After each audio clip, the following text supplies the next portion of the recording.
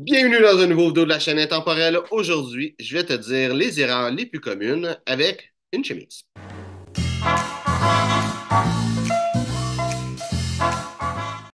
Donc, les erreurs que je vois le plus souvent, pas mal de celles que je vois la plus souvent à la moins souvent, mais là, j'ai essayé de les classer un petit peu. C'est une couple de vidéos que je fais comme ça, mais je les ai classées par type de problème. Fait que c'est par type de problème que je vois le plus souvent, puis les différents sous-problèmes de ce problème-là. Donc, les premiers gros problèmes que je vois, ça va être sur la chemise elle-même qui n'est pas nécessairement bien faite ou bien faite pour ton corps. Le premier problème que je vois, qui est souvent celui que je vois le plus souvent, ça va être un col qui est trop petit. Et là, présentement, mon col aussi, c'est un col qui est trop petit.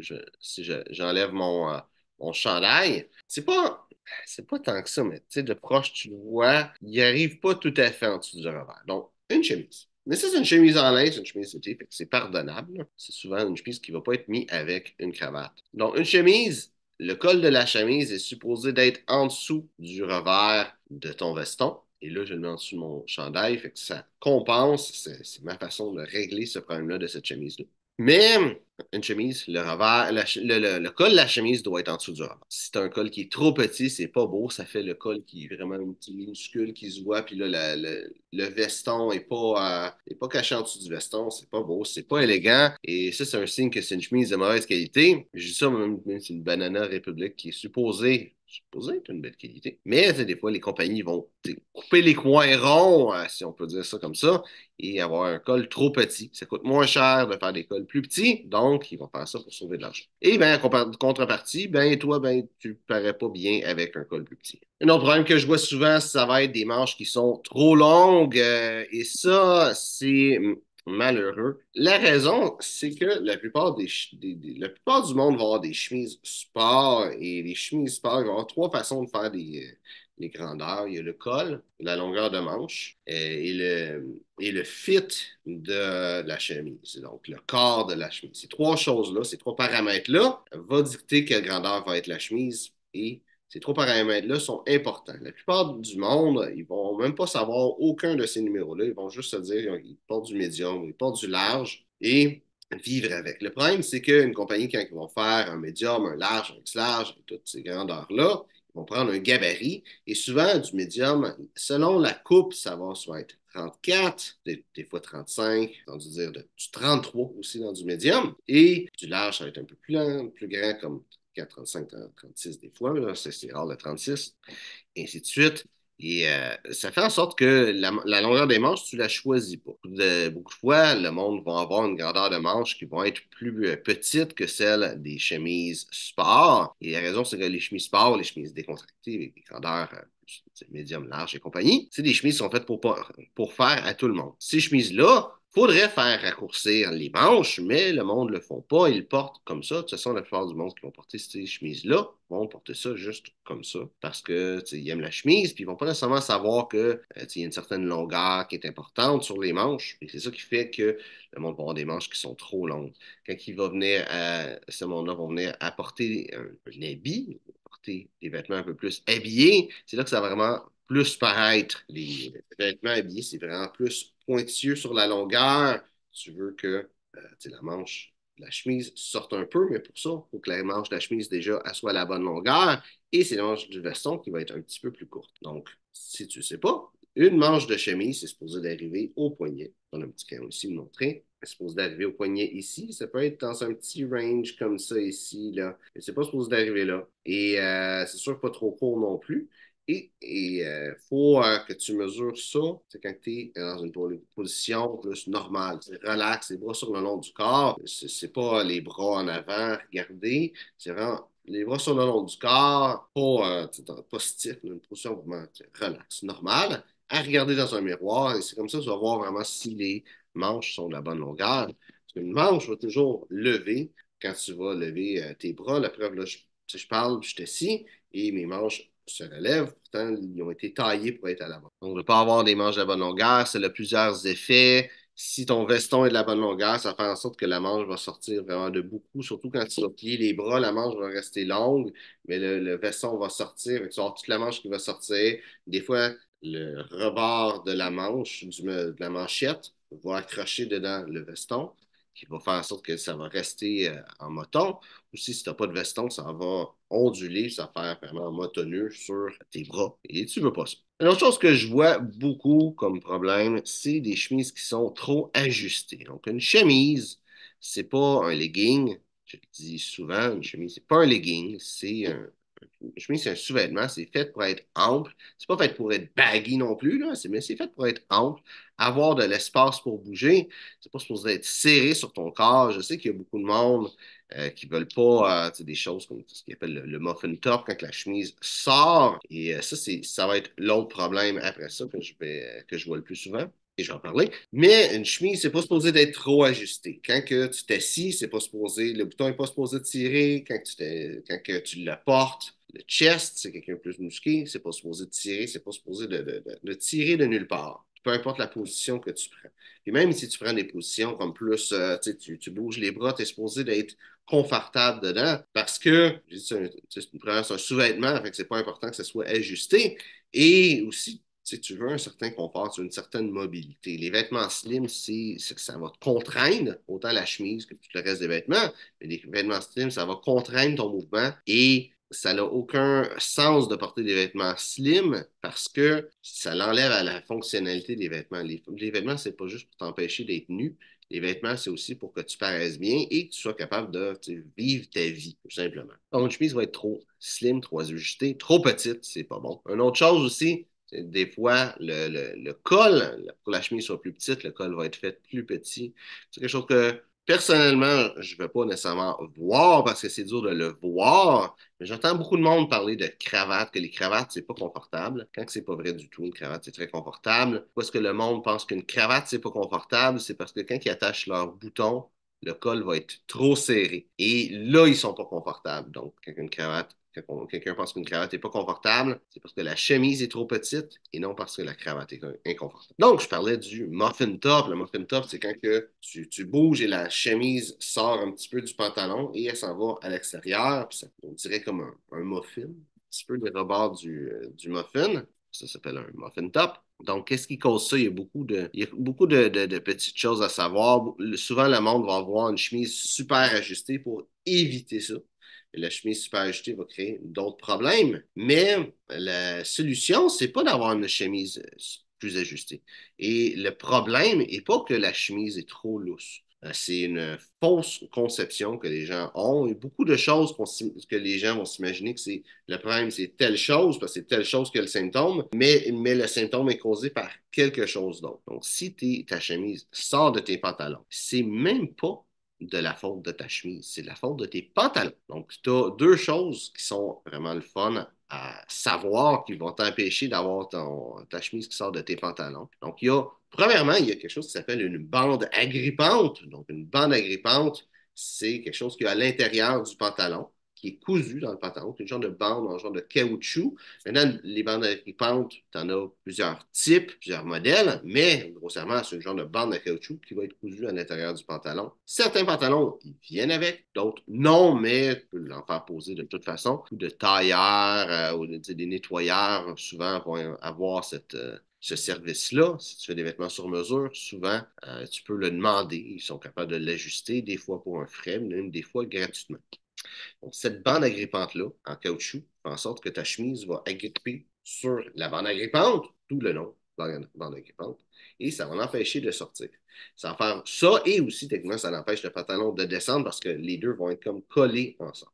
Ça, c'est vraiment le fun. J'adore ça. C'est pas tous mes pantalons qui en ont, mais je vois vraiment une grosse différence et j'aime beaucoup ça avoir dans mes pantalons. Ça peut être une belle solution. Tu sais, je vois du monde qui parle de mettre des genres de jartelles pour tenir la chemise, des foleries comme ça. Ça marche pas. Oui, ça marche, mais fais pas ça. Tu sais, mettre la chemise dans les pantalons, fais pas ça non plus. Bande à répandre, c'est le mieux que tu peux faire qui va faire la job. Maintenant, pourquoi est-ce que ta chemise va sortir, elle cherche à sortir? Comme j'ai dit, c'est même pas l'absence d'une bande agrippante parce que tu n'en as pas vraiment besoin de cette bande agrippante-là. C'est parce que la plupart des hommes vont porter leur pantalon trop bas. Donc, si le pantalon est trop bas, ça fait en sorte que la chemise va être moins rentrée dans le pantalon, avoir plus de facilité à sortir. Aussi, la chemise va vouloir bouger dans le bas en dessous de ta taille. Et si le pantalon est plus bas que ta taille, le pantalon qui va bouger va ressortir, tout simplement. Donc, qu'est-ce que tu veux faire pour régler ce problème-là? C'est d'avoir un pantalon qui est à la bonne hauteur, qui va être à ta taille naturelle. Et ça va régler de beaucoup de problèmes. Si tu as les deux, un pantalon qui est à ta taille naturelle et une bande agrippante, le problème va être réglé. Tu n'auras plus jamais de muffin top qui va arriver à ta chemise.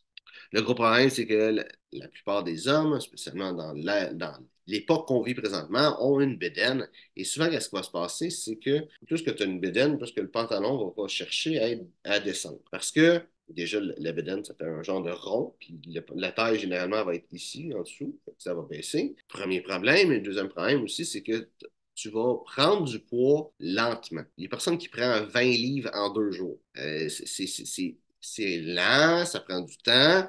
Le pantalon, il attache, un petit peu serré, il va peut-être être un petit peu plus bas, il va être de plus en plus bas. Et malgré que tu aies pris 10 livres, 15 livres, ton pantalon, c'est 34, il fait encore, mais il fait encore plus bas. Et c'est ça qui va arriver souvent, c'est qu'un homme va prendre du poids et le pantalon va baisser, il va le porter aux hanches. Ça va creuser le muffin top sur la chemise. Et ben, la solution, c'est ça, c'est d'avoir des pantalons qui vont être plus hauts. Là, je sais que ça va creuser le problème du pantalon qui va tomber. Mettre des bretelles, c'est la solution. C'est la meilleure façon de tenir des pantalons, c'est des bretelles. Une ceinture, ça fait la job, mais c'est pas ce qu'il y a de mieux. Les bretelles, ça le tient sur ton épaule, donc ça ne tombera pas. Ça serait la meilleure façon. Donc, avoir les bretelles, un pantalon à la bonne hauteur et ta chemise sortira plus. Autre problème que je vois souvent, c'est une mauvaise couleur de chemise pour l'agencer avec un veston. Comme présentement, aujourd'hui, justement, j'ai une chemise qui est brune et un veston qui est bleu. Les couleurs vont bien ensemble, mais il n'y a pas un super gros contraste. C'est pour ça que j'ai décidé de mettre, entre autres, là, un chandail bleu. J'aurais pu mettre un chandail d'une autre couleur, là. Mais j'ai mis un chandail bleu un peu plus pâle pour créer un peu plus de contraste. Ça prend une différence entre les couleurs, il faut que ça s'agence, mais il faut aussi qu'il y ait un certain contraste qui est là. Je vois beaucoup de monde qui vont mettre des chemises d'une couleur qui ne va pas nécessairement bien sur différents aspects avec le reste de leur vêtement. Là, c'est vraiment de comprendre quelle couleur va bien ensemble, quels motifs vont bien ensemble. C'est pas quelque chose que je vais expliquer rapidement dans cette vidéo-là, mais c'est vraiment de t'éduquer sur qu'est-ce qui va bien avec quoi, de l'essayer, de te regarder dans le miroir, te demander est-ce que ça va bien ensemble, des choses comme ça, qui va faire en sorte que ce problème-là va être réglé. C'est pas un problème un petit peu plus compliqué en réalité, mais qui vaut la peine d'être réglé aussi. L'autre problème que je vois beaucoup, c'est une chemise de la même couleur que la cravate, et pas nécessairement de la même couleur. Oh, c'est sûr qu'un style monochromatique, ça va arriver et c'est pas une bonne chose, mais souvent, qu'est-ce que je vais voir, c'est par exemple quelqu'un qui a une chemise bleue pâle et une cravate bleu foncé. Maintenant, si tu fais ça et en plus de ça, tu as un habit bleu, là, tu vas créer un look monochromatique, mais qui va avoir du contraste et là, c'est beau. Mais si, mettons, tu as un habit gris, une chemise bleu pâle ou tu sais, même bleu un petit peu foncé, presque fluo, là, avec une cravate bleu foncé, ou on pourrait penser avec d'autres ensembles de couleurs, une chemise rose, une cravate rouge, des choses comme ça, ou une chemise rouge, une cravate bourgogne. Ça ressemble au kit cheap. Là, j'en vois plus beaucoup dans les magasins. C'est peut-être parce que je ne magasine pas dans les endroits qui vont vendre ça. Mais il y a eu un temps où il y avait ça pas mal partout. Un kit, ça venait d'une petite boîte. Tu avais une chemise flash, puis une cravate foncée, mais quand même flash un petit peu, souvent rayée, qui était ou souvent rayée ou carottée. Et ça se vendait en kit. Et ça, c'est vraiment le summum de je ne sais pas comment m'habiller. C'est pour ça que je ne sais pas recommander, même si tu l'agences toi-même, d'avoir une cravate de la même couleur que la chemise, parce qu'on dirait que tu as ce genre de petit kit-là. Et c'est comme la solution facile, la solution de j'ai pas de compétences vestimentaires et j'ai pas le goût de faire d'efforts. Puis pourquoi est-ce que c'est un problème? Parce que des fois, ça, comme j'ai dit, tu peux agencer ça, par exemple. Le veston, puis faire en sorte que ça marche. Le problème, c'est que souvent, quand que le monde va bien s'habiller, ça va être pour une raison, pour un événement spécial. Et la raison de bien s'habiller, c'est de donner respect aux personnes que tu vas aller rencontrer et respect à toi-même et de ne pas te forcer dans ta façon de t'habiller. C'est un manque de respect. Et même si tu t'es forcé et c'est au final, on dirait que tu t'es pas forcé, mais ça aussi, c'est un manque de respect. L'autre problème, là, c'est quelque chose aussi qui est un petit peu plus dur à voir, mais c'est des mauvais matériaux. Une chemise, tu veux du coton, en règle générale, du lin pour l'été. Tu veux éviter le polyester parce que ça ne respire pas, c'est pas confortable. Et des fois, il va y avoir de la laine. qui vont être aussi dans les chemises. C'est ça les gros matériaux les plus communs. De la soie aussi, ça peut être un très beau matériel pour les chemises. Tu veux un matériel qui va être naturel. Je dis, des fois, il y a des chemises hawaïennes en rayon qu'on va voir que ça peut être une belle alternative. C'est ça, une chemise hawaïenne, c'est plus décontracté. Donc, et de la rayon, c'est supposé imiter la soie. C'est quand même un bon matériel semi-synthétique, un matériel artificiel. Donc, peut-être la rayon peut être pardonnable, mais en règle générale, tu veux un matériel qui va être naturel, surtout du coton pour toutes les saisons et du lin pour l'été. Et ça, le problème, ça va vraiment être juste avec le confort. C'est pas nécessairement une erreur stylistique. Tu sais, des fois aussi, la chemise, surtout s'il y a du polyester, elle sera pas nécessairement belle, avoir un fini bizarre, celle-là, si elle est en polyester, fait que ça va se voir. Mais, tu sais, où que ça va se voir, ça va être toi, ton inconfort à porter cette chemise-là. C'est là vraiment que c'est là que ça va faire une grosse différence et tu veux éviter ça. Une autre chose que je vois, là, je le vois un petit peu moins souvent, mais je le vois des fois, quelqu'un qui va porter sa chemise attachée jusque dans le bouton d'en haut et il va avoir pas de cravate. Donc, justement, dans Peaky Blinders, il faisait ça, mais Peaky Blinders, c'était vraiment dans une autre époque, dans une ville, puis il y avait un col attaché qui était un col, pas un col attaché, mais un col amovible, donc qui était boutonné à l'arrière et à l'avant pour, je ne sais pas exactement ça marchait, mais c'était boutonné. Donc, le bouton d'en avant qu'on voit dans Peaky Blinder, qui est en réalité un bouton pour que le col tienne, non juste pour l'attacher. Mais de nos jours, quand tu n'as pas de cravate, de nœud papillon, peu importe, il faut déboutonner le bouton du haut, absolument. Si tu as une cravate, là, c'est de quoi que je peux voir aussi, des fois, à quelqu'un qui va pas boutonner le bouton du haut, souvent pour le problème de ah, ben c'est trop serré parce que la personne a une chemise qui est trop petite pour elle. Généralement, on va voir ça sur quelqu'un d'un petit peu plus gros parce que quelqu'un plus gros va avoir besoin d'une chemise plus grande ou quelqu'un va avoir un gros cou qui va pas nécessairement être gros. Quelqu'un de musclé aussi, on peut voir ça. Qui va avoir un gros cou, mais qui va être plus petit au ventre. Le mieux, quand tu as une morphologie plus compliquée, c'est de faire ajuster des vêtements, acheter la bonne grandeur de col parce que ça ne se change pas et faire les ajustements nécessaires sur ta chemise. Et finalement, dernière erreur que je vois souvent, c'est une chemise en dehors des pantalons. Maintenant, je ne vais pas dire que tu ne faut jamais mettre de chemise en dehors des pantalons. C'est sûr que c'est un peu plus formel, un peu plus habillé de rentrer sa chemise dans ses pantalons que de la laisser sortir, mais il y a des chemises qui sont faites pour ça. Les temps où ce que je vois vraiment ça comme étant un faux pas, c'est quelqu'un qui va mettre sa chemise en dehors de ses pantalons et porter un veston. Dans ce cas-là, tu devrais rentrer la chemise dans tes pantalons si tu portes un veston. Si tu veux porter un veston, déjà, le niveau de formalité va être assez haut pour que de mettre ton pantalon en dehors de ta chemise en dehors de tes pantalons, c'est trop décontracté pour ça. Une autre fois aussi que je vais voir le monde faire ça et que c'est une erreur, c'est quand c'est une chemise habillée qui est faite vraiment longue. C'est une chemise qui est faite pour être en dehors des pantalons et faite plus courte. Et elle va arriver à peu près au milieu de tes fesses en arrière, complètement dans le bas. Donc, tu veux une chemise, si tu portes une chemise en dehors des pantalons, quelque chose de décontracté, tu veux que ce soit une chemise qui est quand même une bonne grandeur. Si tu as une chemise habillée, tu peux la faire altérer pour que ce soit une chemise qui est faite pour être en dehors des pantalons. Mais sache faire la différence entre une chemise habillée et une chemise sport qui est faite pour être portée en dehors des pantalons. Donc, c'est ça pour aujourd'hui. J'espère que tu as apprécié la vidéo. Si c'est le cas, like, partage. Si tu as des questions sur le style classique masculin, mets ça dans les commentaires. Ça me fera plaisir de te répondre. Donc, merci d'avoir regardé la vidéo et on se voit une prochaine fois.